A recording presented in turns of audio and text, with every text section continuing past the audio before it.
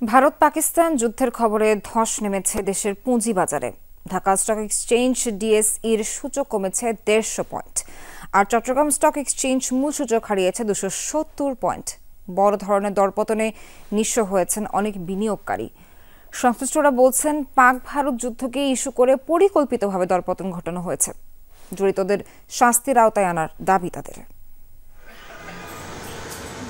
পাক ভারত যুদ্ধের খবরে বুধবার বড় ধরনের দরপতনের মধ্য দিয়ে শুরু হয় দিনের লেনদেন।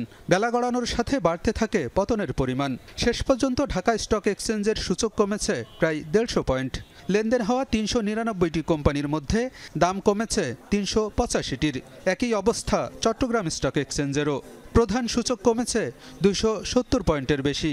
বড় ধরনের দরপতনে ফোরসেলের মুখে পড়ে অনেক শেয়ার। এতে পুঁজি হারিয়ে নিঃস্ব হয়েছেন অনেকেই। এখানে যুদ্ধ কি বাংলাদেশে এসে পড়ছে?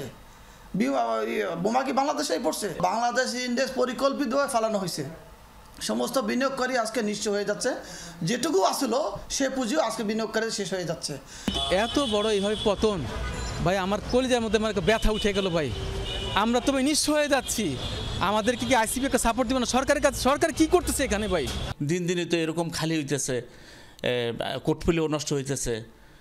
আর কত টাকা দিব আমরা? আমাদের তো শেষ, আমরা তো নিঃস্ব হয়ে গেছি সবাই।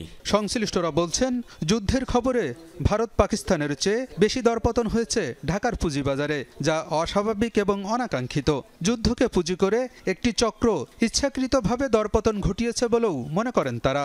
ভারত পাকিস্তান যুদ্ধকে ইস্যু করেই কিন্তু এই বাজারটা পতন হয়েছে।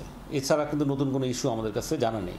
পাকিস্তান এবং ইন্ডিয়ার মধ্যে যে হামলা হয়েছে সেখানের শেয়ার বাজারও কিন্তু এতটুকু পড়ে নাই। হ্যাঁ, তাদের যে ইন্ডেক্স সেই অনুযায়ী খুবই সামান্য পতন হয়েছে। আর অথচ আমরা বাংলাদেশে আমাদের এখানে যুদ্ধের কোনো কিছুই নাই, সেখানে আমাদের এখানে 3% ওভার, হ্যাঁ, প্রায় 150 পয়েন্ট পড়ে যাচ্ছে। সিকিউরিটি এক্সচেঞ্জ কমিশনের চেয়ারম্যানের প্রতি অনাস্থার বহিঃপ্রকাশ আজকে ঘটল। অসাধু ব্যবসায়িক যারা আছে তারা এই সুযোগটা নিচ্ছে, কারণ এটা পাওয়া যাবে যদি বড় বিনিয়োগকারীদের যে পোর্টফোলিওগুলো আছে কারা সকালে সেল করছে, এটা যদি উদ্ঘাটন করা যায় তাহলে সম্ভব। আজকের পতনের মূল কারণ। দিনের লেনদেন বাতিলের পাশাপাশি তদন্ত করে কারসাজিতে জড়িতদের খুঁজে বের করার দাবিও জানিয়েছেন সংশ্লিষ্টরা।